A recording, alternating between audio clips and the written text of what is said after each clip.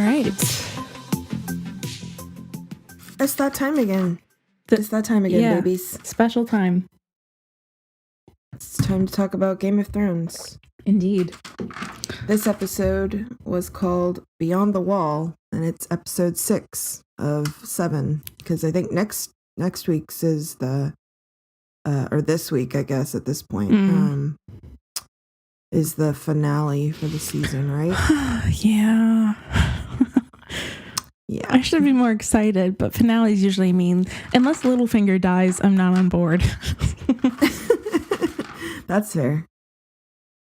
Then I've got a buttload of notes. Good. It was a very literal title.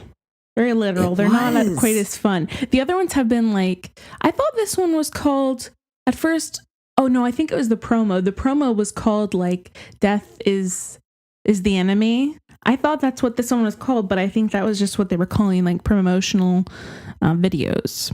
So that was unfortunate because I think Death is the Enemy. Death is the Enemy would have been a better title. I agree. I think it would have had more weight. That and They're literally, I start most of the scenes with "We're back to Beyond the Wall." We're back to going there. Yeah, so it's interesting. This was an interesting one. A lot of the budget went into this one, you can tell. Oh my there was God, a lot of budget. Many fight scenes. There was a lot of budget. This was not one of the ones. By the way, we'll get to it then, but there was something I fundamentally did not understand. And I remember texting you because you weren't able to watch it until a couple days later. But I remember texting you and being like, I guess they're just hanging out in the middle and the walkers aren't coming after them. So I guess what the deal was that the ice was too fragile and the walkers weren't risking it. I swear to God. And when I watched them explain this, I was like, because I thought it was like magic. They were just toying with them. I didn't understand that they were only because they were afraid and then magically they weren't afraid. It made no sense. None of that made any sense to why they weren't coming after them. Anyway. I mean, that's later on. However, I had to say it because that was the stupidest thing. Because when I texted you, I was like, I don't know why they're not coming after them. They're just standing there starving and, freezing. It was weird.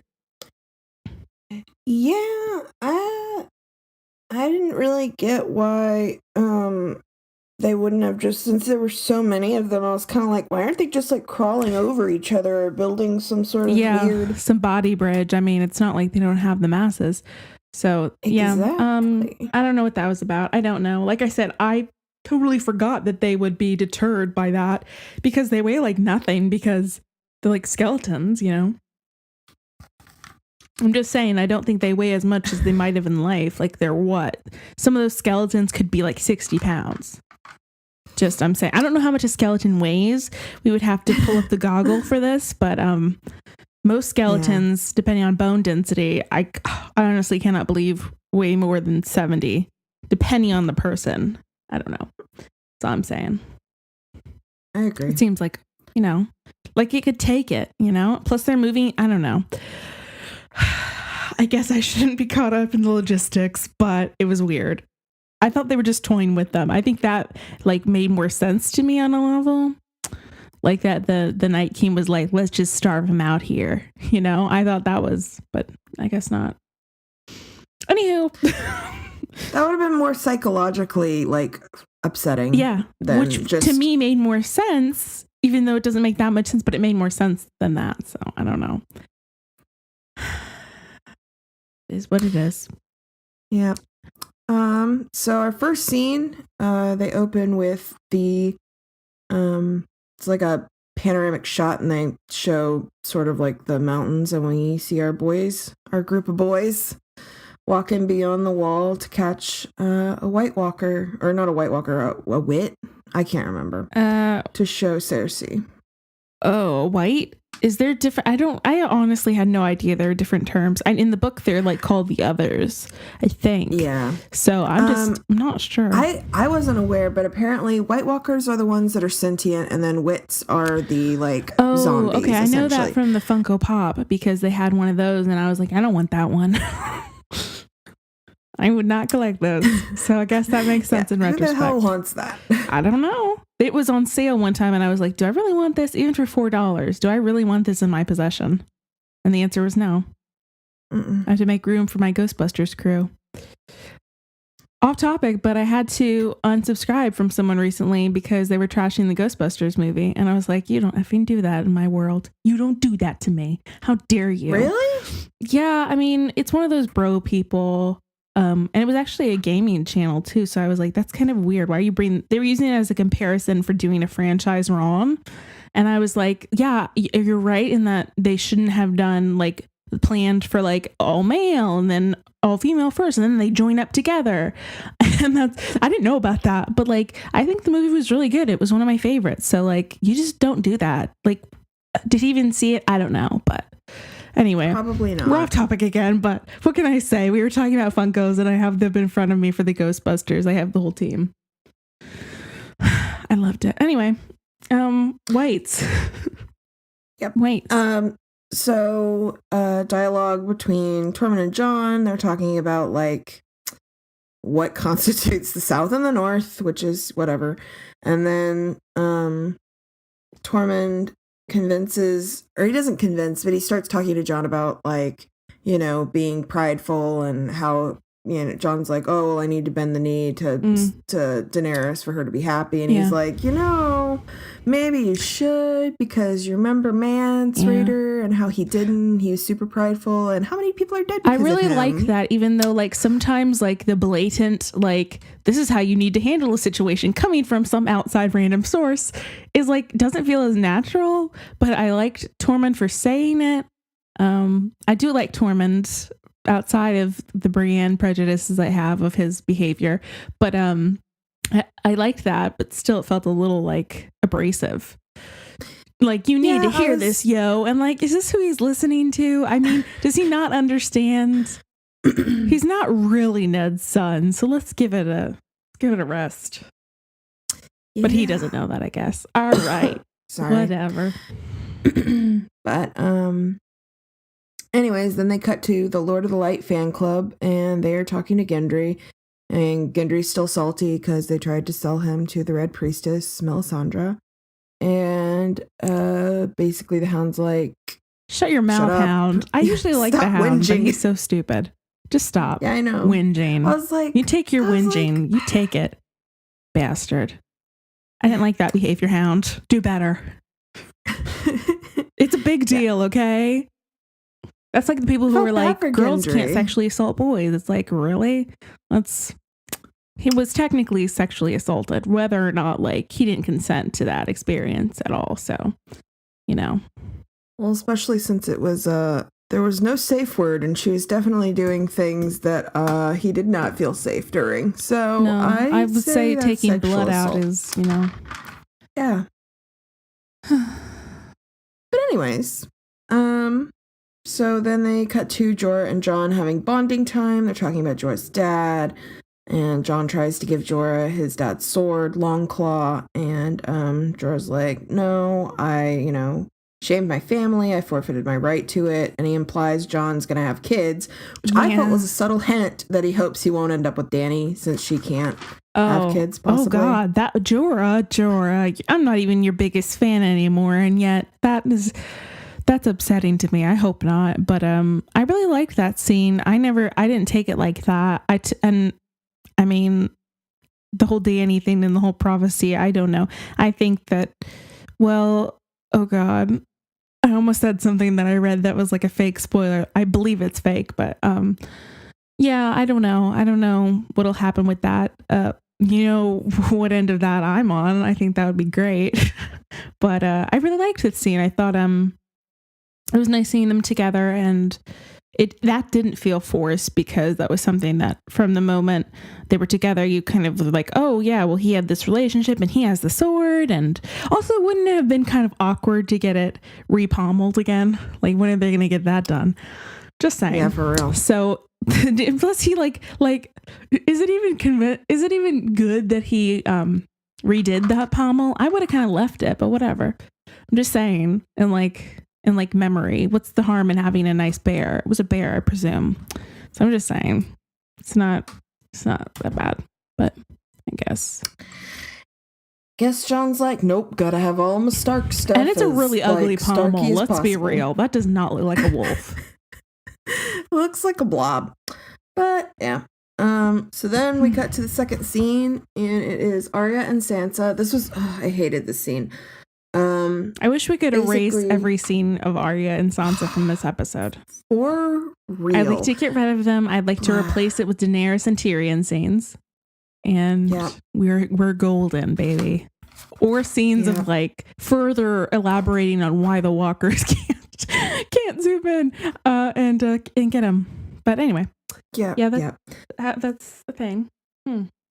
So anyways, Arya, they're standing up where I guess Ned used to stand overlooking the courtyard, and Arya tells the story about how he used to watch them from the courtyard, and he would watch the boys practice, and apparently one time Bran left his bow behind, and so she used it after they'd all left, and she finally hit the bullseye after, like, she said, like 20, 50 times. Cute. She doesn't remember. I thought it was really sweet. I loved this scene, you know. Well, the beginning was great until she leads into it to, like, hurt Sansa. That pissed me off. But anyways, I did appreciate that she confronted her, though, like, instead of holding on to it. Definitely. I mean, do I appreciate the Arya creep factor this whole episode? No, but...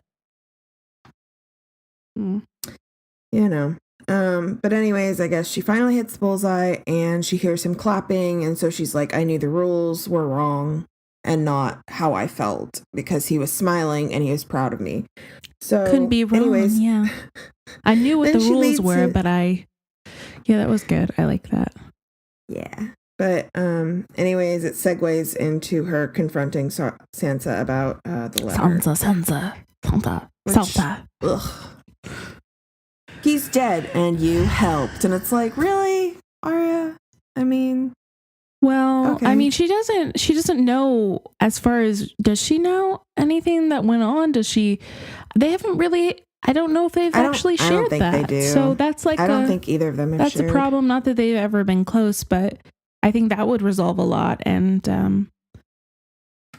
I don't know. I feel like neither of them are going about it the right way. I did feel sympathetic towards Sansa later on and in this, because like Arya has been like betrayed and stuff, and you know, and so is Sansa, but I think it's just a hard situation, and Arya has been written a little weird lately.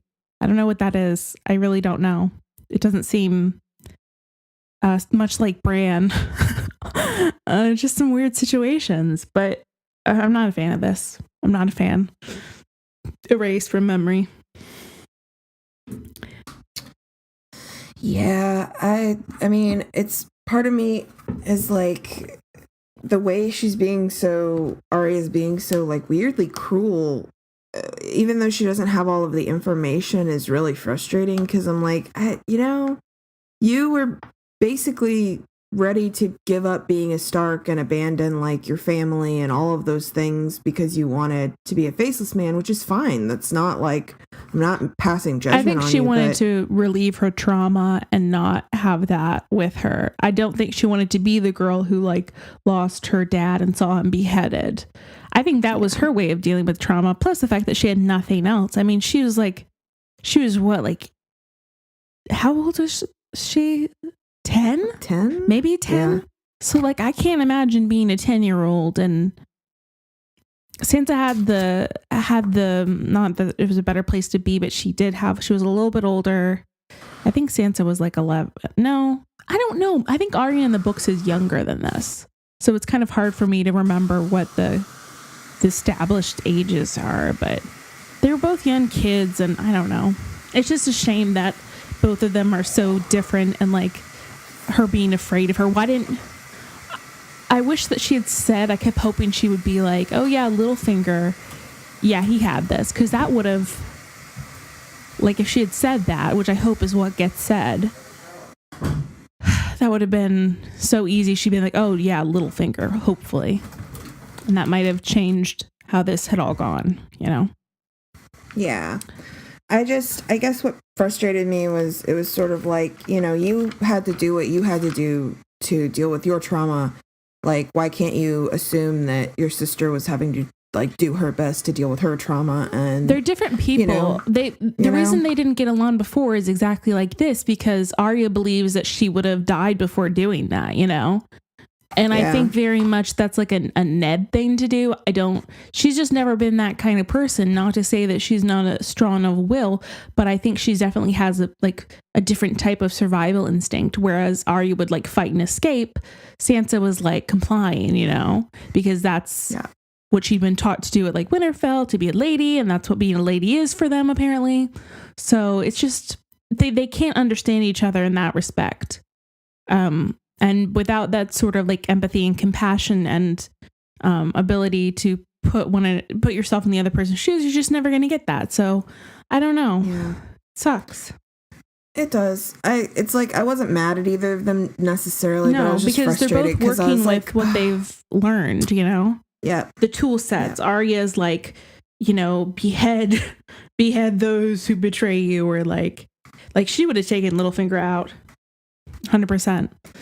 I think in this episode, there was a point where she was like talking about how, oh yeah, she won with the veil, right? Maybe that's later on, but no, it's the scene. Oh, she's like, she's like, we would have been dead. John didn't save us. I saved us. And you could deal with that. Like she had that resentment from like last season that carried over, and she's carrying that, which isn't good. Yeah. I don't know. I feel bad. There's just manipulation on all fronts, and I want it to stop because it's just not enjoyable. No, and I feel like it doesn't really do much for the plot either, because I'm just like, I get it. I think they're trying to fill time, as sad as it is. That's what everyone who I've like listened to talk about this, that like dissects it from a different perspective, like story time. It's like misdirects. I hope that's what it is, but it makes you feel stupid because you're like, I don't need this. This is not what I need. Well, that, and it's like we spent literally like 6 seasons wanting them to be like reunited, and then you do this, and it's just like, yeah, fuck a lot y'all. of people were disappointed in the build up to this, and then the culmination scene, and how it wasn't like grand enough. Yeah, but and it was in the crypts. A lot of people didn't like that their reunion was in the crypts. Yeah, it's just creepy and sad. Anyways, third scene. We are back to Beyond the Wall. Tormund and the Hound are talking. Tormund's like asking about the Hound's scars, and he's like, "You were kissed by fire, so are Gingers. Gingers are beautiful and kissed by fire." Because the Hound's like, Gingers, I hate Gingers. And basically he's asking the Hound why he's so mean, which I get. I definitely, like, Tormund was me at this point, because I feel like I'd be like, why are you so mean? What happened to you? Tell me about it. And then he says he's got sad eyes, and at first I was like, is Tormund Pan? But later that's disproved, because he's like, nah, I like the ladies. And then he talks about Brienne. And the only part of that I enjoyed was when he was like, she's got blonde hair and blah blah blah, and he's talking about it, and the Hound's like, "You're the big with baby Brienne part was creepy tart. as hell." The baby part was creepy, but I liked the part where he's like, "Does she look like she's gonna carve you up and eat your liver?" And Tormund's like, "You do know her." And I was like, I liked that. That was the only part of that exchange that I really enjoyed. Yeah. I don't know. I kind of hope they do come back together, but we'll get into Brienne later on, so I won't even start. It's fine. It's fine. But that's that. And then we cut to, I don't know his name. I couldn't remember, and they never say it in the episode, and I'm horrible with names. But it's the guy with he's got the little top knot. I know. He's is he he's the Red Priest? Is he Thoros, or is that the other one? I don't know which one. I know that there's Eye Patch Guy, and then there's Red Priest. This is gonna drive me nuts. He's dead now, so what's the relevance? But he died. Yeah, I'm gonna Google's it real quick. You proceed. You Google it. Okay, and I'll talk about what they talk about. So he tells Jon that Jon doesn't look like Ned, and then they're talking about, he's like, I've been brought back 6 times. Oh wait, this isn't the guy with this is the eye patch guy. I think that's Thoros. So, I'm really not sure. I don't know. But he's been brought back 6 times, and he's like, you've been brought back by the Red Priestess. And one is Thoros. I think Beric is the one who died. Okay. So Thoros died. God, I was right the first time. Why don't I trust myself? Thoros, Beric is the eye patch. Thoros is the dead one with the top knot. I called him Bun Guy. So that's how. Bun Guy. I like it. Anyways, so his teeth were a problem. I'm kind of glad he's gone. They were a real problem. They had so many close-ups of his teeth. Why doesn't the Red God help you? I don't know. Help him. God, give him some toothpaste, something. Give him some, tree bark. I don't know what they do. Literally anything. I don't know what they do in those days. Like a paste. You guys have so many things you, use. I don't know. I'm just saying. Figure something out there. But he's dead now, so that's been resolved. I don't know if the other guy has the same issues, but he's got to preserve what he has. He lost an eye. That guy's got to preserve what's left of him, is what I say. Take care of yourself. Pretty much. But anyways, Beric is talking to Jon, tells him he doesn't look like his dad, and this is the scene where they say the iconic, we're fighting for life. Death is the enemy. The enemy always wins. It's the first enemy and the last. While we live. Yeah. You cool still have to fight. Talk. Yeah, whatever. And then the Hound sees the Arrowhead Mountain that he saw in the fire, and so he's like, we're getting close. That's still that scene was, I wish they'd done that scene better. And I just don't buy the Hound accepting it so easily and going on this trek. It's not viable to me. Whatever. Yeah, I felt like he would need to see more examples of it, especially since he's so I see a mountain and an arrowhead. This isn't the Hound. Who are you talking about? This is not my Hound.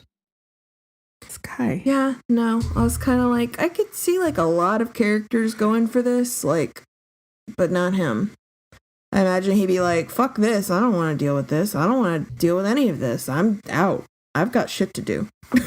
Yeah. And it's not die. That's literally it. So, scene 4, we cut to Tyrion and Dany talking. And she basically is like, you're not a hero. Heroes do stupid things and die. And then she lists all the dudes who are in love with her, pretty much. Being like, they were heroes and look where it got them. Yeah. And anyways, Tyrion kind of talks about how Jon's in love with her too, and she's like, I don't know what you're talking about. And he's like, oh yeah, he just stares longingly at you for fun. Which we didn't see enough of, but whatever. No! He was pretty nonchalant about his goodbyes, even though we talked about his hardened, God, I don't want to use that word, state. Sick. His armored state, his turtle shell of you can't penetrate. Oh, that makes me think of penises too. I hate this. Okay. It turtling in and out. Yeah. All right. Okay. I'm sorry. He has an armored facade, a wall, the ice wall to his heart. The wall to his heart, encompassing his heart. Okay. I'm done. Proceed. Anyways, she says he's too little for me, which is another. At first, I was like, yeah, there's another little reference there, but also too little. What is she? He's the king in the north, y'all. She's just trying to dissuade herself, but good job, Dany. But also, I guess too little for really me. The tall dudes. Oh, did she mean little? At first I was like, does she mean height? Because he isn't very tall. That is true. But I thought that she meant little in his position. But then I'm like, that doesn't make any sense either. And then I was like, little as in, how tall was Daario? He wasn't that tall, was he? There was tall. 2 Daarios. I preferred the first Daario. I don't know what happened. I will never not say that was a mistake, because the first Daario I could understand, maybe. But the second Daario, I didn't understand. He was your generic white guy, and it was boring. But the other guy had long hair. And Daario in the books has a blue beard, right? So I'm just saying. He's got like a twirly blue mustache. Cowards, HBO. You're a coward, and I want you to know that you make me sick with your lack of blue beards. Okay. I agree. I've said my piece. Wholeheartedly. I've said my piece. First Dario forever. Second Dario. I didn't like either of them, so I was kind of like, the first whatever. one I can understand her like having this like a affair, you know, and like trusting him because he looked like a guy who could do stuff. The second one was just like boring and like generic, and I think he was on Once Upon a Time at one point. All I'm saying is it was pretty boring, and I think they made a mistake in the casting. Whatever. Too late now. Mistakes were made. But they talk about Cersei, and she's like, are we laying any traps? Because Cersei's probably laying traps, and he's like, no, we need to, We're going to be honest. We're going to do it right. We're going to be honest. Yeah. He talks about, which I thought was a valid point, like, you know, all they have is fear, and fear makes their power brittle. And I was like, that's a very true statement, because basically everyone's just like, I can't wait for this asshole to die, you know? But at the same time, I was kind of like, I think, like, there's a subtle, like, falling in between some of these where it's like, you have a little bit of fear because, you know, like, there are consequences. But also, you know, being a kind ruler. I feel like there's, you know, it's a thin line that you have to walk. We really don't have any examples of, like, a good ruler of Westeros at this point. Robert just was like there. It was just like not as bad as it could be, but it wasn't good.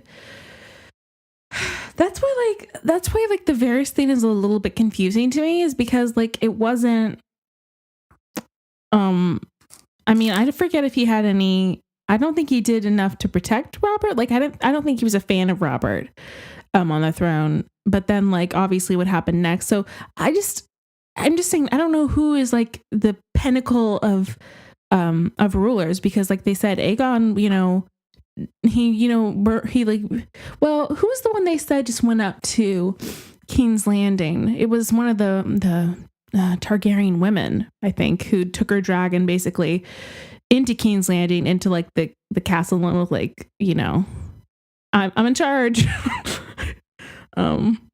Which I still respect. That. Yeah, they talked about that like maybe in the earlier episodes. I don't know. I don't think we talked. Maybe no, I don't think it was this one, but that was something that was referenced, that like one of the Targaryen ladies, I'm pretty sure, did that. But my point is, I don't think we have examples of rulers that actually were like good and loved by the people, but still also really good and like not shady. I don't know a lot of the history, but as far as I know, they haven't like referenced many people that were truly people to aspire to. Yeah. But anyways, so I mean, I agree. Like there aren't any examples, but then he talks about basically her being impulsive and losing her temper, and I was like, I don't think she lost her temper. Yeah, she was very calm and sad. I don't know what he's talking about. I really don't know at this point what he's talking about. I don't know. I don't think he knows. I think this like sense of morality that he has, and a lot of people have, is like, really? Why don't you tell me about that? You, Varys, let's talk about the fact that you had children spies. I mean, let's talk about the crap you do. And do you think that's better because you do it behind closed doors and in quiet? Do you think that's like better for you? And because she uses fire, like, I don't know. There's a disconnect here. I don't see it the way that Tyrion and the Holy Varys seem to. Well, that, and I feel like if she were a man, they would not be being so hard on her. But then he brings up, like, which I don't know why, after he's already pissed her off, why he'd be like, let's talk about secession. Like, what do you want to do about that? That was the shittiest thing in the whole world. I was like, Tyrion, I hope that you get the shits tonight from your fish stew. Yeah. I mean, I didn't like that she implied that he'd been thinking about her dying a bunch, because I was like, I think that's a little far. No, the reason why I think she did that is because he was bringing up the fact that she can't have children, which I think is like, was like, if he wasn't trying to hurt her, then he's just incredibly stupid. Yeah. So I think she was upset about that. So I can understand that. And it's also a weird time to bring it up, I think. Like, it just seems Definitely. weird. It seems really weird. Because she hasn't even, like, fully taken the throne. Who's gonna, it won't matter who she chooses. Like, yeah, for real. No, they're gonna do what they want. So he was just, I think, doing that to be a bastard. And just, or the creators are like, we just want you to remember that Dany can't have kids. Which tells me that maybe that'll become relevant soon. Probably. Because it's mentioned twice. I felt like God, we're that stupid. You got to mention it twice. Yeah. Got to make sure everyone knows that she can't have kids. Just so you know, can't have kids. It's like, and they don't mention the prophecy or anything. I don't know if she tells people. Which is people. So frustrating. I don't know, like, hi, got a prophecy.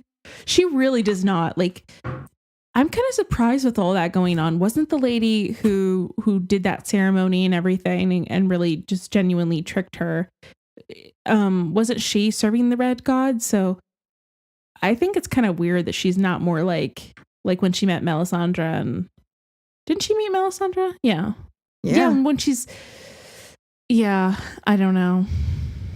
I think I'd be more upset about that and be like, no, get out of here, yo, get.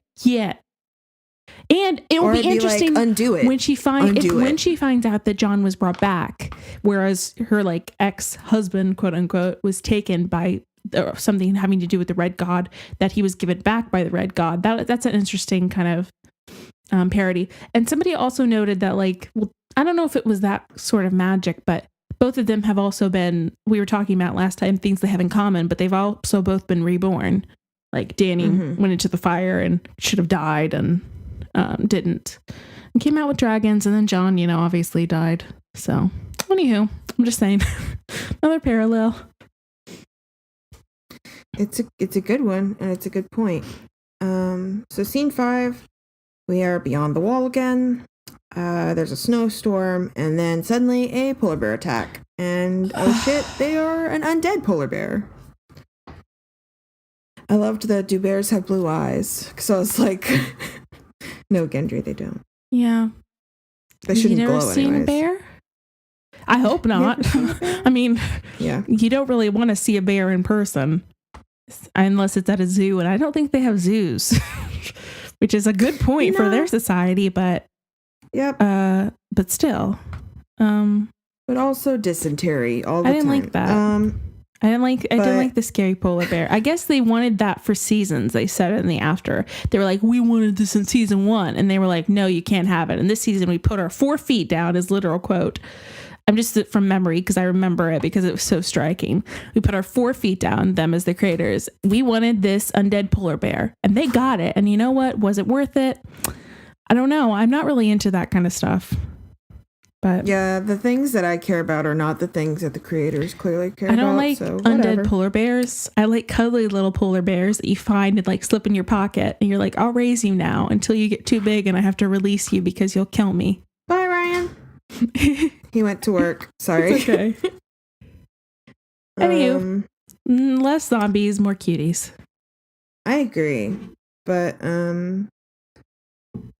Hound starts having PTSD while they're all fighting the bears because of all the flaming swords, and he could have prevented that, and I feel kind of bad. I feel kind of bad that he could have saved Thoros.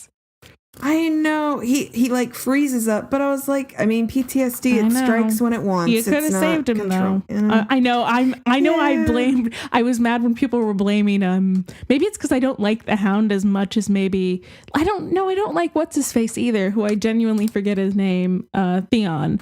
But yeah, he could have, is all I'm saying. This was a situation in which that could have been applicable, whereas the other one was not. Theon couldn't have saved that situation. But anyway, I feel bad for the Hound, and I'm sure he dealt with that. I think later on I don't know, is he the one who makes up for that later and saves somebody? Maybe. Yeah, he saved somebody. Poor Fire. But he was... He saved Tormund. I'm still shocked. Tormund. Yeah, I'm still shocked he had looked into the fire, though. Like... that even in the first place. So weird. Yeah, that was surprising to me. So he gets attacked. And then, you know what's funny? Like, I don't remember there being that many other people from like the Watch or whoever those people were that were disposable. Like, I think like 5 randos died. And I was like, where did they come from? I don't see them in any scene. Just background characters we throw in when we need someone to die. Were they? Because I didn't see them, and I was like, surely that's somebody we know because I didn't see anybody else. Where were they? Scouting? Nope. Maybe they were scouts. I think they were because the one was running back. Well, listen, we should have established. I feel bad for those unnamed random people that we never really knew were there. Sorry, guys.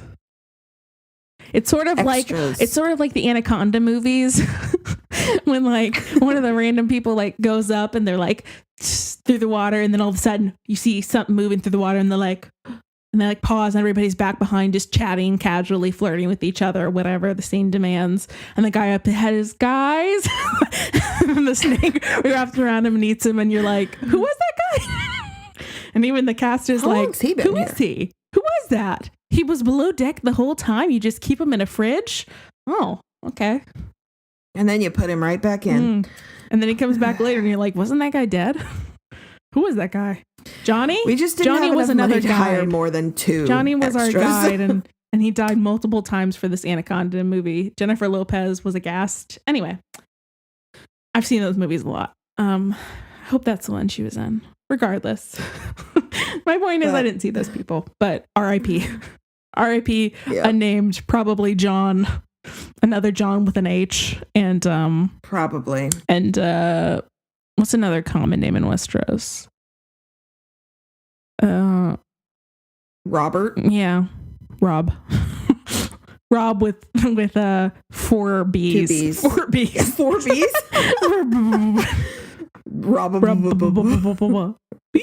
Robbie with the EE. Anyway. Perfect. R.I.P. So they cauterize the wound and then they continue. I thought he was going to kill him. Can I be real? I did too. He was like, do it. And I was like, he's going to stab him. You know what? In the long run would have been better. And that sort of like trauma and pain, he was just not in a good way. I was kind of weirded out he was able to walk. I was like, I don't know about this. I don't know if this is true, but I guess the alcohol fueled him. It's that whole when drunk driving accidents happen and the drunk person normally is the only one who survives because they can their body becomes all ragdoll. Oh my God. It's fucked up. I had no idea. Well, I mean, I don't know. I guess whatever. He seemed to be okay, and then yeah. So next scene is Sansa and Littlefinger.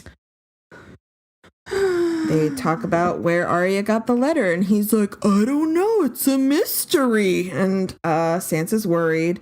She's worried about the other lords' loyalty since they turned their back on Jon, then they named him king, and now they're ready to turn their back on him again. Which I think was pretty good of her. I liked this scene in terms of like how she was dealing with it. I wouldn't confide in Littlefinger, but I guess she doesn't have... No. She should be making some friends, you guys. Aren't there like any serving girls? I'm just saying. Is there anybody...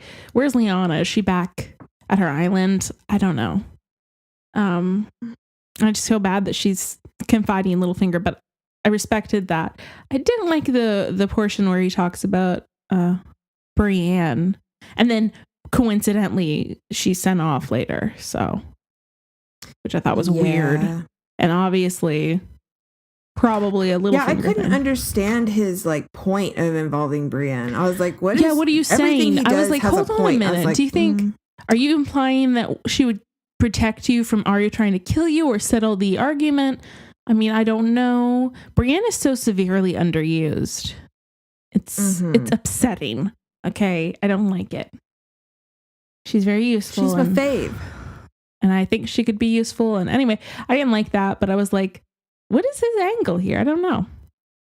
Yeah, I couldn't figure it out either. So then we cut back to Beyond the Wall again. I swear they just put in other scenes just to cut up the Beyond the Wall scenes because literally 90% of the episode is them Beyond the Wall, which is, I guess, why they went with that title, even though it's a stupid title, but whatever. So, Jorah and the Red Priest, which is Thora?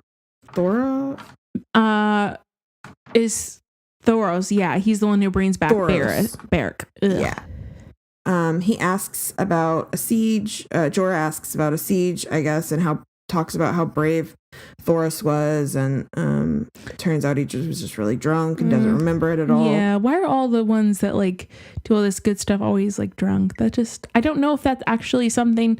Is that a thing? Because I don't know. I feel like all of the drunk people are successful. Are not... Is apparently what this show wants us to believe. No. Who's writing this? Drunks? Is that what's going on here? No, people who drink too much. All of the drunks I've met are not. They're basically they don't like have the stamina babies. For this. First of all, or the commitment, or the faculties. So that's what I'm saying. No, drinking's bad, y'all. Like every day, constantly. I mean, yeah, that's. Not why don't cute. They carry around water? I mean, I get that water isn't always clean, but like surely there are resources. You're surrounded by ice. I don't know with that. I'm not really an expert on this, but I think you could eat ice and get some water, right? I would think so. I know that a lot of like in medieval times, don't they melt ice and then like? I think so, but you drink I know it hot. That a lot of the reason they drank ale and stuff was because it was the only clean thing. But does anyone ever drink water on this show? No. Yeah. That's why they're all going to die. God, that's unfortunate. Dehydration. Mm-hmm. Guys, Thoros died of dehydration because alcohol dehydrates. So like, or does it? I think it does. Yeah, it dehydrates. So I'm just saying, that's why he died, and you can't convince me different. I mean, his wounds were pretty bad, but he hadn't had fluids in a long time. So. Yep. And what little fluids he had froze. Yeah. It's unfortunate. But Tormund hears something. They see a small group of like wits and a White Walker, and they're walking below the ledge that they're like standing on. And so then it cuts to the White and the Wits approaching an abandoned campsite or campfire that I guess the boys have laid as a trap, and they attack. Jon slices the leader and they all turn to ash except for one, which I did not understand. I was it could have been that he was under someone else raised him. Do you think that's possible? I don't know if it's a vicinity thing. I don't think it's a vicinity thing. I think it's like who made you. So it's possible that one was made by another guy. Yeah, I mean, that makes sense, but I was sort of just like, wouldn't there be at least like two, or maybe like, I don't know. It just seemed a little too like, or maybe it's not foolproof. I still think that it's like, that it just was raised by somebody else, but I don't know. Yeah. That's a good thing to know. I just think about those White Walkers and I laugh so hard for reasons coming at the end, but there's so much comedy there. It's so weird. It's comedy gold. It's comedy gold, yeah. But they put a bag on his head and he cries, and all of a sudden you hear all of these like shrieks, and I was like, apparently all the other white. Can they take out his vocal cords? That's what I was thinking. I was like, he doesn't. Well, yeah, you could rip out his throat and just like go for the vocal cord and just, and then boom. I don't know what that says about me. That's what I was thinking, but that's just logical. I don't know, but basically, I guess dead. They all work Should like be mama able to bears. Make noises? I don't even know. I guess we're operating on magic here, so whatever. Yeah, but Jon's like, we gotta go, and he sends Gendry because Gendry's the fastest back to is it Eastwatch? Yeah. Well, no, I think he went to the wall. Like where he showed up, though you're probably right that it was Eastwatch. I don't know about geography in the real world or in here, but yeah, this was rich. Yeah, he went there and he I think he made it in the same scene. I don't remember. No, not well. Yeah, they did. It's like they would cut back and forth, but yeah, he was supposed to send a raven to warn Danny. It was a really inconvenient time for him to have a shaved head, by the way, because it's a cold situation. Real. But they run from the horde. The ice over lake is cracking. They run to a little island, and that's when all of a sudden, like, the ice starts to break and all of the wits and whites start, like, falling into the icy water. And so then they stop and they're basically standing in a giant circle surrounding them. And the Beyond the Wall Boys Club, as I wrote, much cold and very scared. So then they cut to Gendry running. He's running so fast, and it's nighttime, and he sees the wall, but it's still pretty far.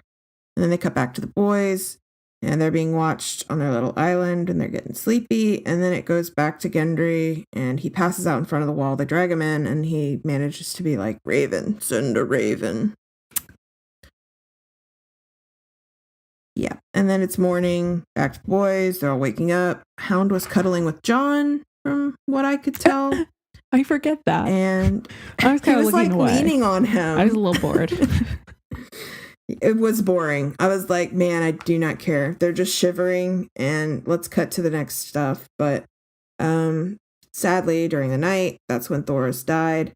They burn his body, and basically they imply like that Beric's not going to be able to be brought back anymore because Thoros was a red priest. So yeah, he doesn't have his pocket healer. Yep. So Hound kind of says some nice stuff. He's like, "Oh, it's not a horrible way to go," and it's like, well, that's, I guess, the nicest we could expect from you. Very true. That's like as kind as he gets in his life. So. Yeah. And that's when they cut to Jon and Jorah talking about wondering if the one like that turns them, if it dies, then it kills the others. And I was like, so like True Blood vampires, and also what is it? Oh my god, Vampire Diaries vampires. That's how that works. Like if you kill an original, it kills their entire lineage. And I was like, okay, whatever. Oh, I forgot about that. Yeah. So that's a lot. Yep. But basically they're like, Jon, just kill the Night King. And he's like, oh yeah, that's definitely not impossible right now. Great. Thank you for that. Like, excellent suggestion. And then they cut to the next scene is Sansa getting a raven with an invitation from King's Landing. And then it cuts to her talking to Brienne. And she's like, I'm going to send you in my place as a representative because I don't want to be a Stark captive for them anymore. I'm not interested in that. That was weird. I didn't think that they would send that to them. Do they know that Sansa's there? Like, that's a weird thing. I guess they have spies. I don't know. I'm not even convinced that stupid Littlefinger isn't like still playing all ends. Because why wouldn't he? He probably sent that, honestly. That's what I thought. But like, I think he's playing every side. I mean, I would. If I was that terrible. If I were horrible, yeah. But basically, Brienne is like, it's not safe for you, or it's not safe. And she's like, you said Jaime was respectable and like, kind or whatever to you. And she's like, I'm not worried about me, dum-dum. I'm worried about you. And then Sansa gets pissed. And she's so like, dismissive. I don't need to be watched. Sansa, come on. All right. I was like, she's not saying you're not capable of taking care of yourself. She's saying like, there are things that you can't control, and it's good to have someone watching your back, especially with Littlefinger there. Like, that's all she's saying. Sorry, I was checking Tumblr, and I coincidentally saw, I think, where'd it go? The actor who plays Tormund had dolls of Jaime, that would be good, of Tormund and Brienne. And Brienne her doll was slightly bigger, and he was like playing with them, I think. And making them kiss and stuff, or like a bear. It was. I mean, I like the actor. Like I said, I don't hate the situation, but I just don't think it could happen. Like, and if it did happen, I'd be so mad. That was me snapping my underwear because that was sad.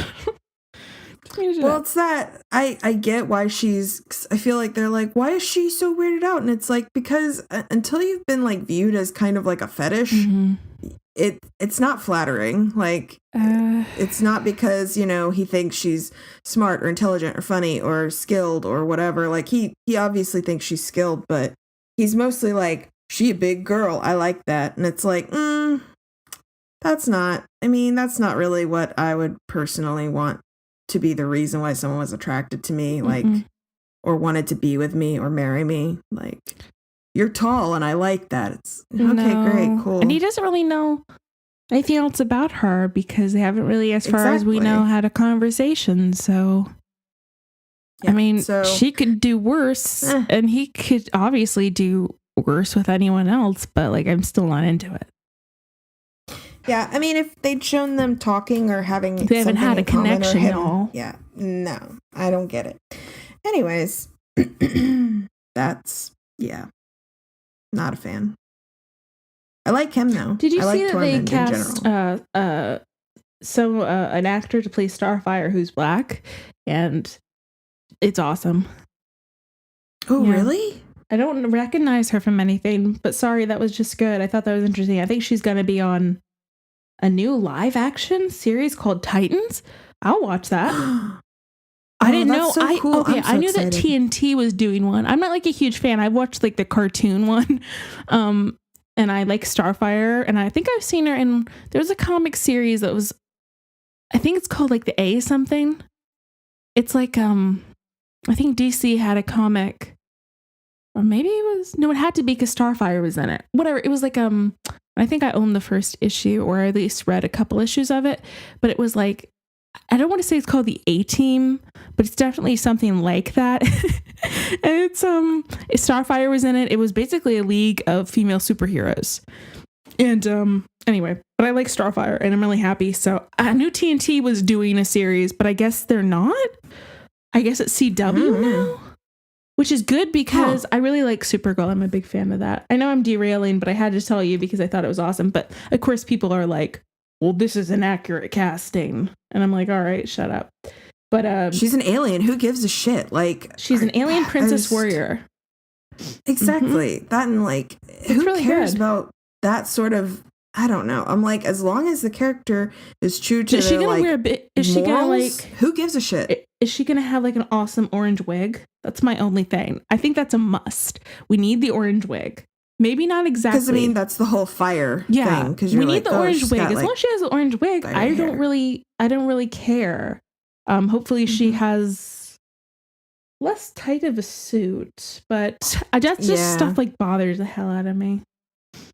Mostly just because I was sort of like, she's an alien. Why would she be interested in like sexy girl Earth fashions? I'm always ashamed when like aliens don't look any different than humans in other worlds. I'm like, come on. Yeah.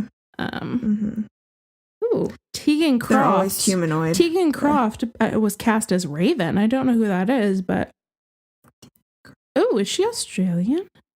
Anyway, back to that, but it's from the same people who do, the other superhero things, which I've given up on. Anyway, I'm a little bummed because I always headcanoned Raven as being like not white. Oh, you Googled who it was? I don't know. Tegan Croft. Yeah, she's. You know how it is. Diversity has to be a number or something. Lord, whatever. Okay. Well, I mean, I'm excited for Starfire, so it's fine. It's whatever. This is a little child. I know. I was like, Raven should be about the same age, I would think. I don't know. They're supposed to be teens, so whatever. Wait a minute. The other girl does not look like a teen. Anyway, we're derailing. We'll do this on our other podcast. Okay. I'm sorry. Okay. But Starfire. Back to Game of Thrones.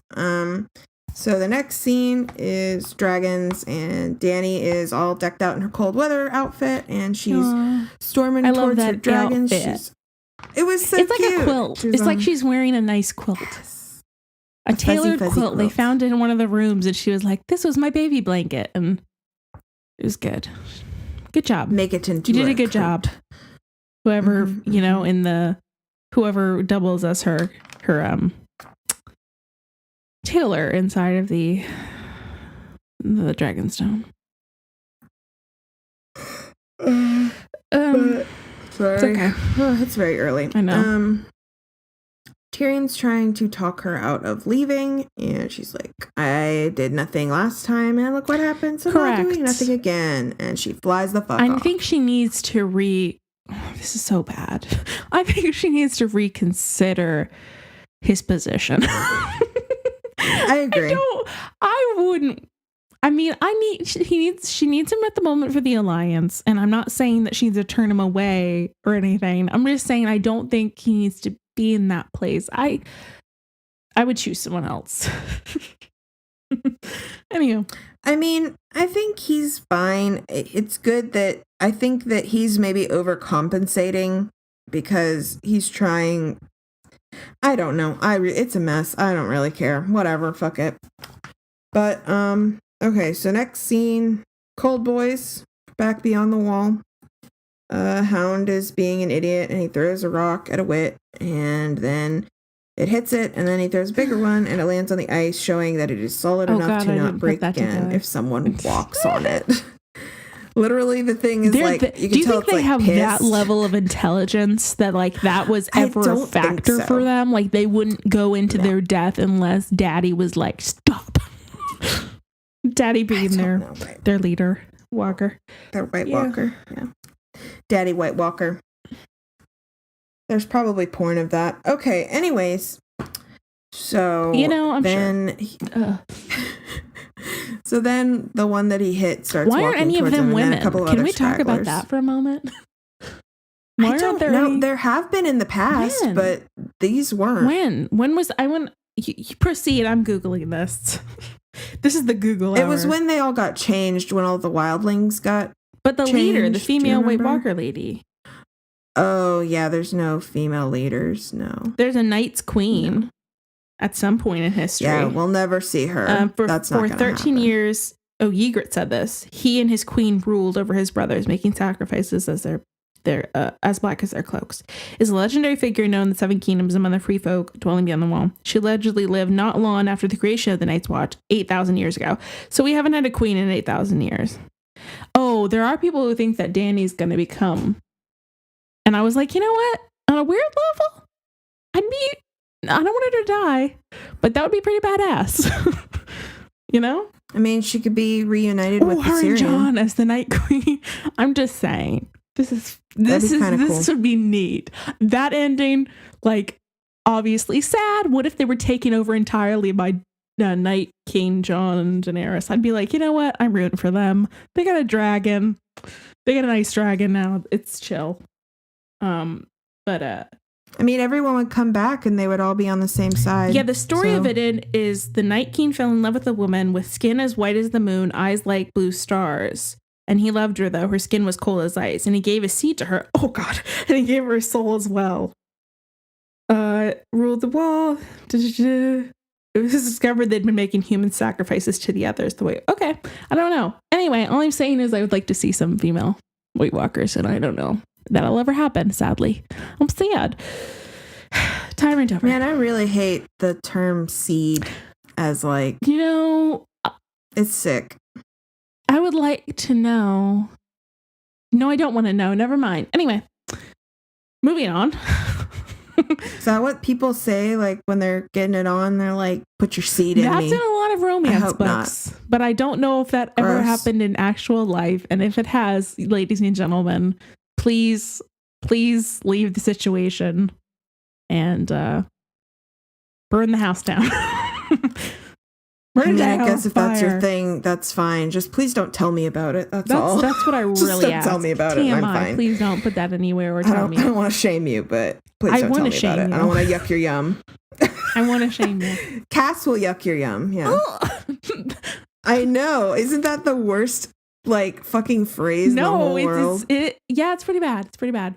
All right. It's awful. White Walker Stone. Moving on. The Hound is stupid. Hound's dumb. They they fight, and Jon's like, get back. Tormund gets overrun, and then the Hound saves him, and then they're like, you can tell Jon hits this point where he's like, oh my god, I think we're gonna die here, and it's like, yeah, dummy, probably. And this was the stupidest plan I have ever heard. It was such a dumb plan. And then Dany could have just gone over and used her dragon and just looked over, and I know what they wanted it for, but it still is like a really stupid plan. And a lot of people seem to agree with me that it's a really dumb plan. It's so dumb. Well, I don't think Cersei's going to be swayed. Like, I don't know how this is going to go, but I'm pretty sure it's not going to go the way you think. You stupid children. I feel like at best, Cersei's gonna be like, that's a cool party trick. You guys just used magic or something, or I don't know. I really don't give a shit. Like, I think you have to see like the whole horde in order to really grasp like the severity of the situation. Because seeing one, Cersei's always been like, so logical. She's always seen the truth. Oh, for real. Always. Yeah, definitely. Like, you know, she's very perceptive. And oh yeah, super. And wields power reasonable. So well. She's a reasonable woman. And reasonable. Definitely. Yeah. But anyways, Dany comes to the rescue and burns so many wits. She and Jon make eye contact and they get all dewy-eyed. And then she lands, reaches out to them all. Jon starts fighting off stuff, which I was like, what are you doing? Just get on. You know, you could have saved some shit, Jon, if you had just not been the hero. Whatever. For real. I have to die here. What a ding dong. So then the Night King gets a spear and throws it, and it hits and kills Viserion, which was really sad. Like, that was really sad. It was. To watch. This was a thing that was spoiled for me 2 weeks ago, and I had a really hard time because out of context, whoever did that, like I said, there's karmic retribution to be had for people who spoil shit like that. But yeah, so I knew about it, so it wasn't quite as impactful, but it still was really disappointing, mostly because we didn't really like see him a lot, and I feel like there's so many battles. I wish we'd had more of him. It's just sad, and what's really unrealistic for me is the goddamn spear. Like, none of this makes sense. It is upsetting to me. Magic, whatever, but it still is so stupid and makes no sense to me, and that's really all I can like coherently say about it. Is it just doesn't add up for me, and whatever. I guess it's so stupid. I hate them all. So dumb. The dumbest thing I've ever seen. Lining up his spear, and everyone's just watching, and then it hits him presumably in the heart. And because like, what else could fatally kill him? Like, or unless it hit many vital organs. I don't know. It's weird. Like, it penetrated his hide. That's why I'm starting to talk about dragon armor here. Like, literal armor for dragons. Because, or just, I don't know. I don't know what the plan moving forward is, but it was really effed up. And Dany just kind of like watches, very like, not even emotional, just like kind of shocked, not even really registering what she's seeing. And Jon, of course, is like, he's just pissed, you know, because he knows what they are to her and like what kind of creatures they are. And he's like, no, you're never going to see another dragon again, Jon. And as far as we know, those dragons aren't going to mate. Who knows? I think they're all boys. Yeah, I think they are. So I don't know if there's a future for dragons. So and really, I like Jorah's. I think Jorah I appreciated in that moment because he was looking at Dany with a lot of concern because he's been there since day one and he like knows what this means to her. So I was happy he was there, which is a thing I can't always say. So I'm just glad because that's a really messed up thing. And she really holds it together for most of this time. So yeah, Viserion goes into the water, and I mean, you know, he was the one named after her brother, who is one of the shittiest people. So it's. I'm surprised she used his name. Me too. I think that was like you don't usually use dead people's names for like pets and stuff because it's kind of like creepy, or like humans. I think you shouldn't, especially if they died tragically. You know, I think it's bad juju. So I wouldn't do that. But well, that and it's just Viserion was a shit. I think he was called Viserys. Wasn't that? But you know, I don't know why she called him Ian Viserion. Was that his full name? Oh my God, I don't know. Mm-hmm. Everybody called him Viserys, I think. I don't know. It's been so long. Oh, well, then maybe she didn't. I don't know. No, she definitely did after her brothers because she says it. Right? Like there's Rhaegal and isn't that what his name is? And then Drogo, which is named after her husband, I presume. Drogo. I don't know. To be real with you, I don't know. But yeah, we're down a dragon, and then what happened?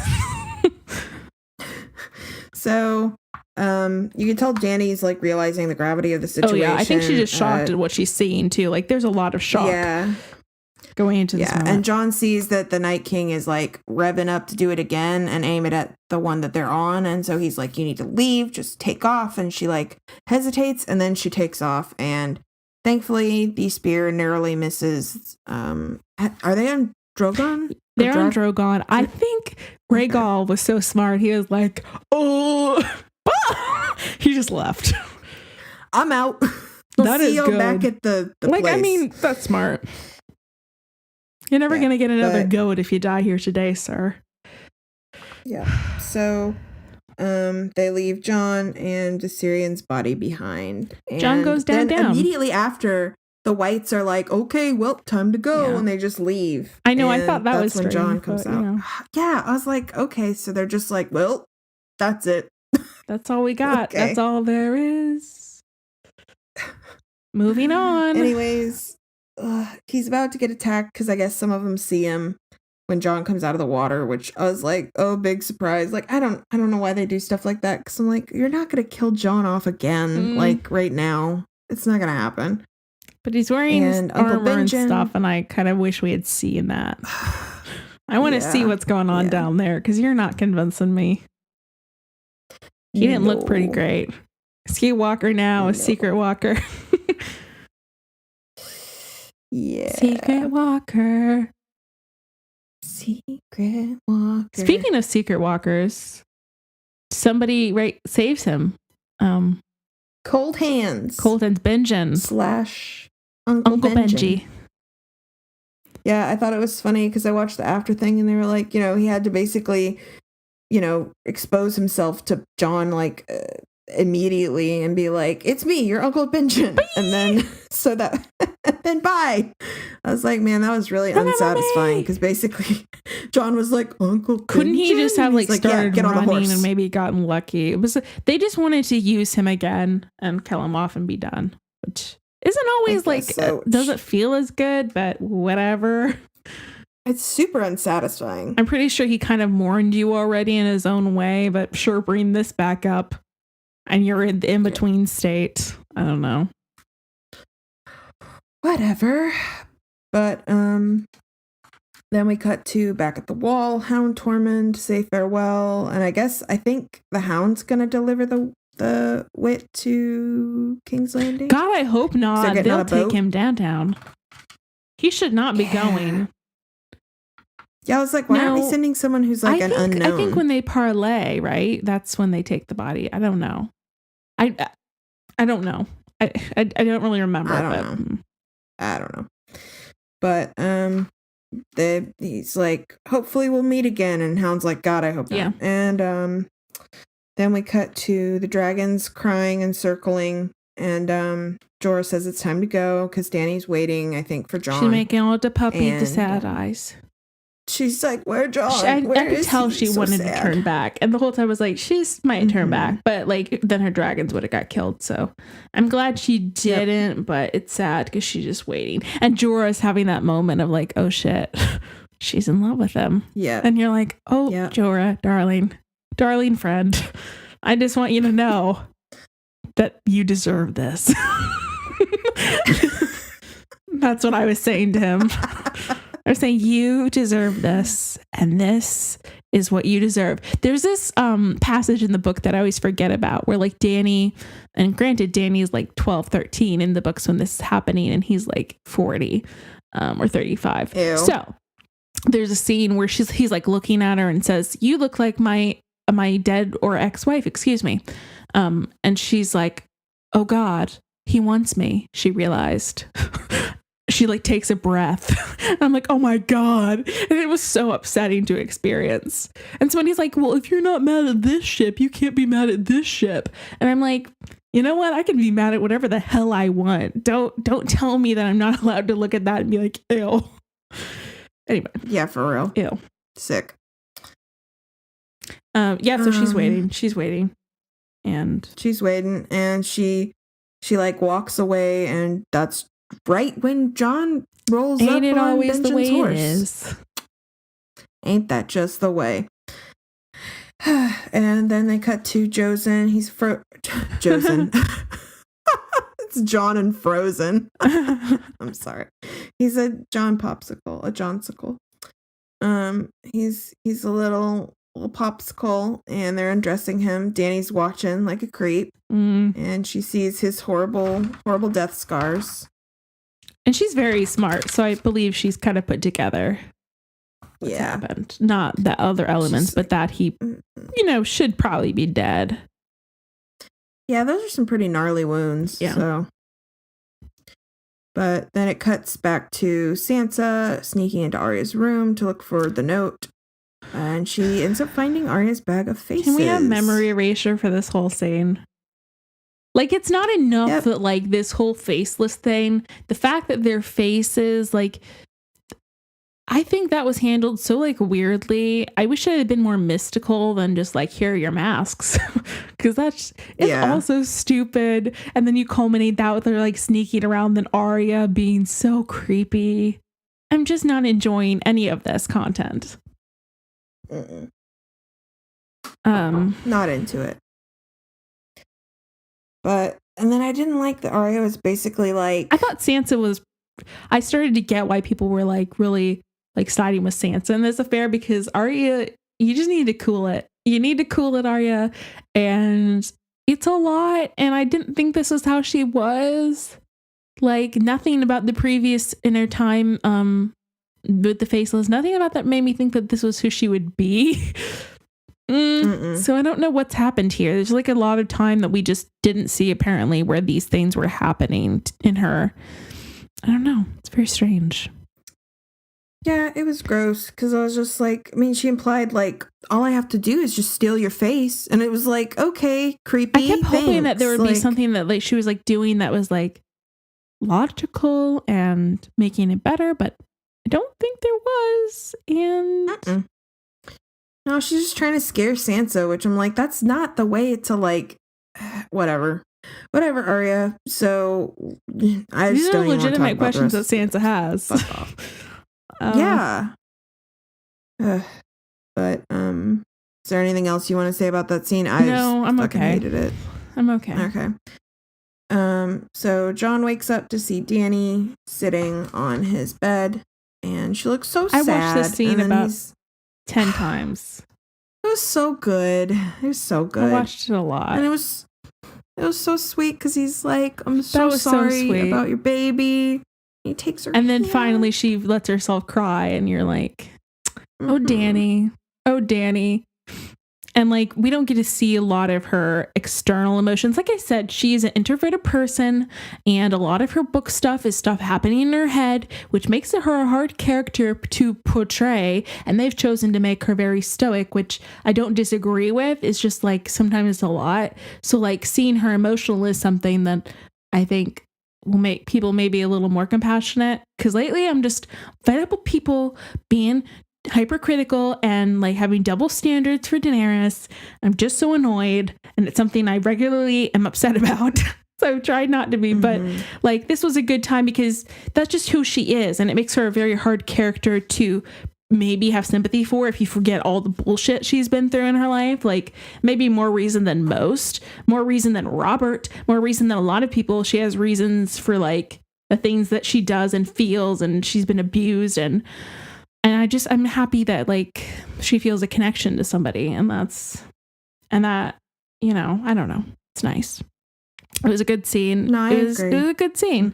And it was sweet, and I'm reviewing it in my head, thinking if there's anything else I wanted to say. I mean, he's like, I'm gonna bend the knee now, but I can't, like, physically, but I liked when she was like, you know, in the books, they exclusively refer to her as Dany, like it's third person. So they're like, Dany. They don't really say Daenerys. I guess that's how she refers to herself. But in the show, it's not been that big of a thing. And she's like, oh, my brother called me that. He wasn't great. And he's like, how about I call you my queen? and she's like really touched, and I thought that was really sweet. And I also like that she was like, I hope I deserve it. And I was like, it was very sweet. That's so nice. Because that's like who she is, but I mean, I don't know. Was I going to say something about something? John. Oh, that she's like, these are my, when she's like, they were my children or are my children and they're the only children I'll ever have. Do you understand? And he's like, he was good about that. I like that. I didn't know what they were trying to convey. Again, they're bringing that up. So is she trying to be like, hey, if you like me? At first I was like, is she saying if you like me, P.S. I can't have kids, which is a little early to go in that talk. Or is it just like, this is why this is so important to me, which is why I think she said it. To be like, this is important because he literally just murdered one of my kids and I saw what happened and now he must die, which is fine. It's just fine. It's a good as motive as any, because like, that's what I think most people fight for is like their family and the people they love. And if she's fighting for her dragons, cool. That's as good as a reason as any. And he's so sweet about it. And, and they have their moment, and she's like a little uncomfortable and they're like doe-eyed. This was a good moment for me. Like I said, it was better than kissing, because kissing is one thing, but this was like an emotional connection and nice, and she cares. Yeah, which is much more important, honestly, than any sort of kiss. Yeah, and then she's uncomfortable because whoops. Yeah. So she lets go of his hand. She's like, you better sleep. My favorite thing is that he fakes sleeping. That like instant, that moment that she's like, oh, you better get some sleep. And he doesn't say anything. He just closes his eyes and she leaves. And you're like, he's like, oh, it's like a baby pretending to sleep.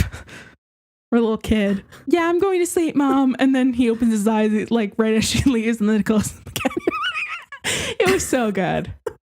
It was so good. It was a good moment for everyone. It was really funny. Yeah. And let me just say to anybody who's like mad about the incest thing, and like people compare it to like the Jamie situation and like people shipping Sansa and Jon. But I want everyone to understand here that from the beginning of the series, people didn't know that they were related. Okay. So like there's much a difference. They don't know they're related and we didn't know until recently. Like, no. So it's not the same as Jamie and Cersei. Okay. That's all I'm saying. That's all I'm saying. And Sansa and Jon grew up together. I'm trying to defend myself here because when people say that, I'm like, that's not true. It's not the same. God, how dare you? Well, that and there's not a familial like power dynamic where they're certainly not twins or siblings, and they didn't grow up with each other. They weren't raised together. Y'all, yeah. God, we'll defend to the end. But this was a great scene. I loved it so much, and it's the only thing I rewatched of this episode. I was like, okay, I gotta rewatch this a couple times, which I never do. Anywho, so that's a thing, and they're probably hinting at some sort of baby thing. I don't know. Is there really going to be time for that this season? I don't know. I guess they make time. What can I say? I don't know. I saw a thing. It was like a picture on Twitter or Tumblr, and it was like every Game of Thrones like episode this season, and it's like it was that thing where, you start writing on like a small piece of paper and you start kind of in the middle, and then by the end you're all crowded because you can't fit all of the letters onto the piece of paper. And I was like, yeah, that's a really that's true. A really good like, very true. Yeah, I get that. But okay, so we're at the last scene, and it's where the Whites are having the wits. Wait a minute. Did we even talk about that Brienne is gonna, if she goes, she's gonna see like Jamie and stuff? Did we even? We talked about it like briefly. A tiny bit. We could talk about it now. I'm just saying that's gonna be good.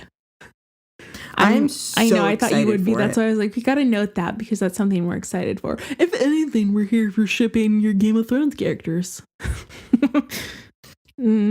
Jamie and Brienne, that's my the number one ship. Yeah. I have Jamie right above my Brienne giant print on the wall. My Brienne print is literally, I think it's like 20 by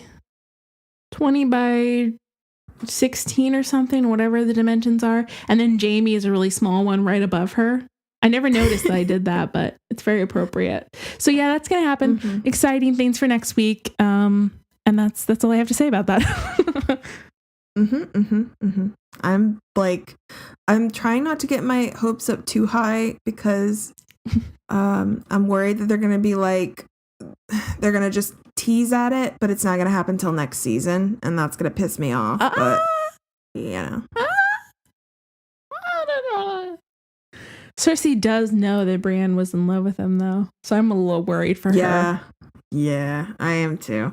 But I don't think she ever dreams that Jaime wedding could, though. I don't think in her heart, her stupid mind, that she ever thinks that Jaime could love Brienne. So that's a thing. Yeah, she's like, you're not hot like I am. And it's like, oh, honey. With all this time has passed and her hair hasn't grown more. I don't care. I'm just saying it's kind of weird that all these things are going on and her hair really hasn't grown at all.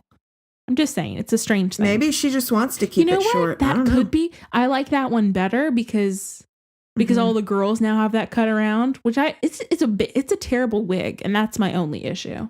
Because if it was it's a you bad can have wig. Beautiful short hair, but that is the worst wig in the world. Worst wig. I just want to. She doesn't deserve to die like that. We could reallocate some of the CGI. Oh my god! I thought I was going to say allocate wig. Something else to her head. I was like, what are you talking about? No, CGI funds. Get a better wig, y'all. Yeah. I mean, maybe next season, though, they'll find a proper wig. I think they want her to look like that because, like, we've talked about it before. I don't remember here, but, like, Lena Headey is so beautiful, but when you see her on Game of Thrones, she looks like hot garbage. and it's very much like the temperament of Cersei that she puts on in the face. And, you know, just like, I think they're very good about making it like her purposely look super unattractive these days, plus her personality. But Lena Headey's so beautiful that it's so weird to see her like that. Yeah. You're just like, what is going on? Anyhow. Yep. So last scene, they're dragging Viserion up from the water, and the Night King touches him, and his eyes open and turn blue. And yep. Some days I kind of vote for them to win. I don't know why. I just want to know what the motives are. Like, I don't really understand. That's something that a lot of people are like, they're choosing to focus on Cersei as the enemy a lot. And because we don't like hear, they don't really talk in this and there's no language. I think at one point they did like have them talk their language and there might have been translations like during that, Kester, is that their name? Craster? Like during those, I think there might have been language in those scenes with the baby and stuff. I don't remember, but like we don't have any motivations. And so like at the end of the day, I kind of want to see what will happen. In a weird way, some days it's hard for me not to like be like, what if they won? What's their plan? Because these humans are mostly pretty shitty. So what's y'all's plan? Just like to take over and be an ice nation? Well, where does that go? I'm kind of interested in like an alternate reality, presuming this doesn't happen on the show, where that actually happens and we see what their goal was, if there was a goal. Yeah, because I'm like, well, I mean, if everybody basically just becomes a white walker, like, is that really that bad? Not like we're all together. The other ones are not mindless zombies. Like they have thoughts and stuff, and they like presumably have plans and like talk to each other and have like goals. So it's very strange that like we just don't have any motivations. I was thinking it's not the same as like The Walking Dead or zombies, that it's like they're mindless and they just keep doing it. There's like some sort of motivation there. They were made by the children of the forest and they like have, you know, stuff. They're like, what's the word? They have brains. So I don't know. It's strange. It's strange. I wish we knew more about that. And that's something we'll just have to get from the books, I guess. But like, I hope. Because it's just not fun when your enemy just has like no point, you know? Just like, gotta kill them. Kill.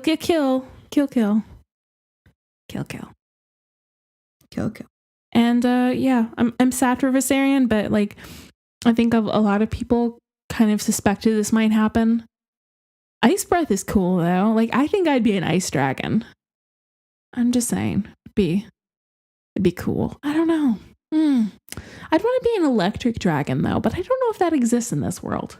But I would like electric breath. Like, zap. That'd be cool. It would be really cool. Or like, I don't know. Are there other types of dragons that blow other stuff? I don't know. I like dragons. So it was very sad. And yeah, that's something they'll have to deal with. Just got a weird email. I hope this isn't spam.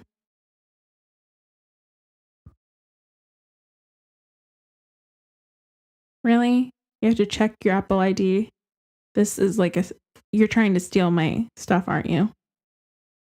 Here you are. Deleting it. Deleting. I hate that. Sorry. Daily trying to hack my email thing. It's fine. Yeah. And then I guess next time we have like the finale, the big old finale. I don't know how long it's going to be. I think they've kind of released how long, but this one was really long, which I'm not complaining about because I remember we were at the halfway mark in 40 minutes or something. And I was like, oh my God. Or it looked like halfway. I don't know if it actually was. Plus you have to include like the opener time and then the after time. So I don't know. It was still long though. I ain't complaining. I hope the next one's just as long. And I get longer. You know what's weird? I didn't see Daenerys in that scene they showed off with Tyrion and Jon and Cersei.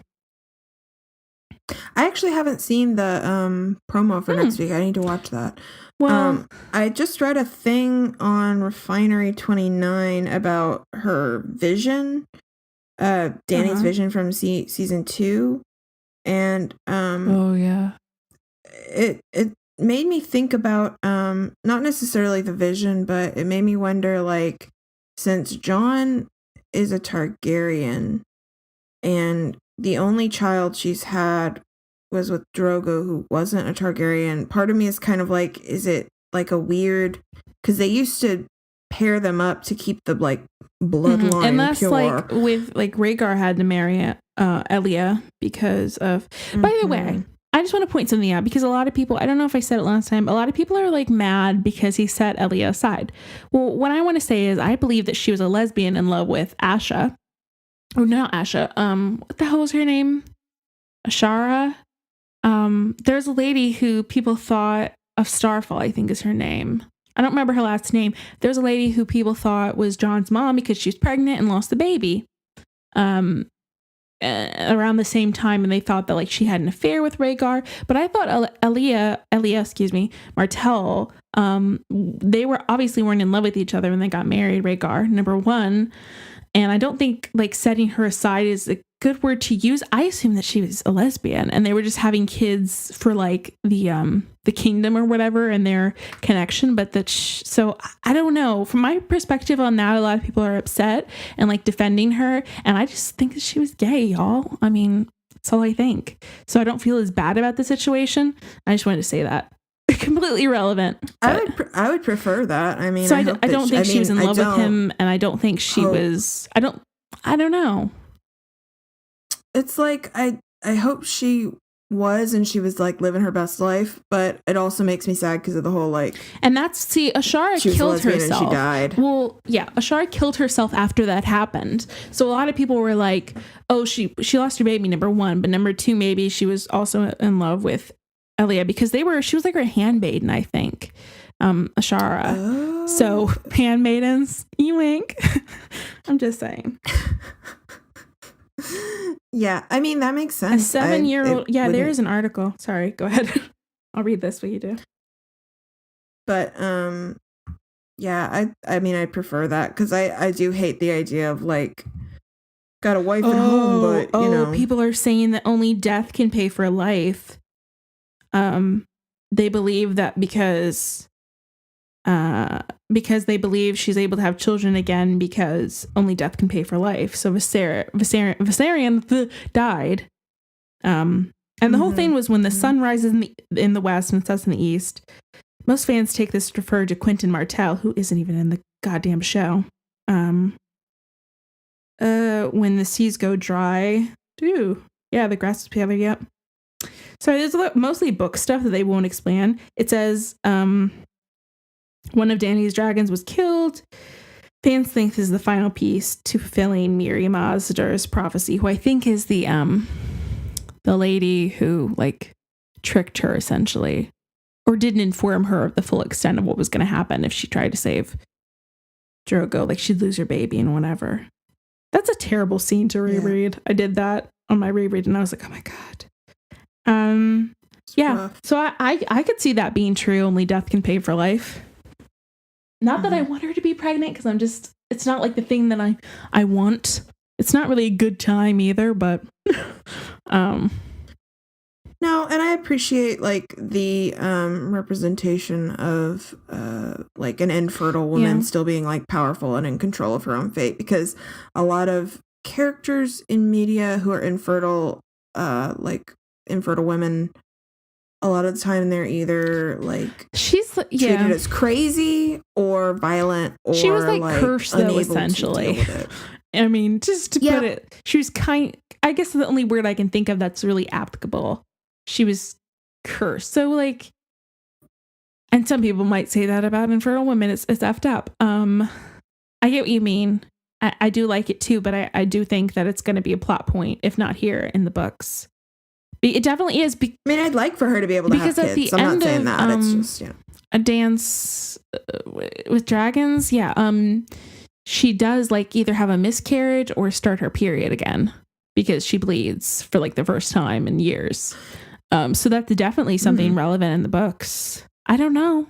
I don't know what camp I'm on here. John and Danny baby, I'm fine with, but if it dies, I'm not fine with. So like, we just gotta, it's a level of like, well, do I want to risk this?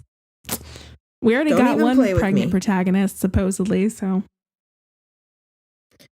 Yep. Well, that's it for this. That's all.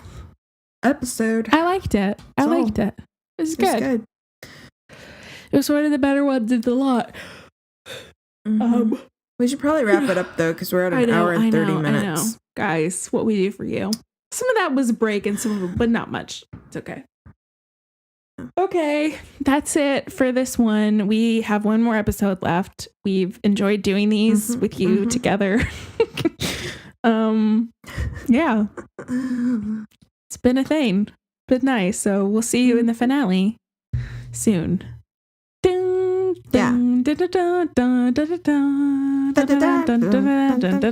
one's really short. Okay, bye guys.